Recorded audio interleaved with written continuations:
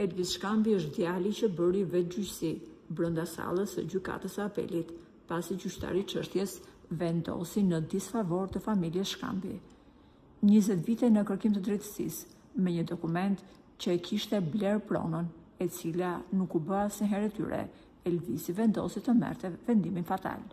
Në burg, gjykata nuk la vetëm atë, por edhe xhaxhain e tij, i cili edhe pse nuk bëri asnjë lëvizje ndaj gjyqtarit, u dyshua se ka nxitur nipin drejt vendimit ekstrem. Por çfarë ka ndodhur me Elvisin gjatë kohës që ai po qëndron në qeli?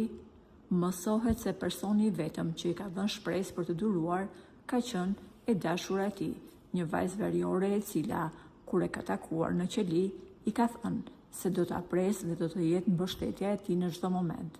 Ka bërë që Elvisi ta përballojë disi atë që do t'i vi më pas, sepse ai e di shumë mirë që rrezikon të paktën 35 vite burg. E dashura e tij ka qenë deri në këtë momente një dritë në fund të tunelit, por së fundmi mësohet se Elvisi është tronditur shpirtërisht. Në takimin e fundit, e dashura shprehur se familja i ka dhënë ultimatum që të ndahet, dhe fjalët e fundit që familja i ka thënë kanë qenë ose me atë, ose me ne. Nëse do të vazhdosh lidhje me Elvisin, te kjo shtëpi nuk e më punë. Mësohet se Shkambi ka patur një shpërthim të fortë zemërimi kur e ka marrë këtë lajm dhe janë dashur disa gardian burgu për ta qetësuar e për ta rikthyer në dhomë.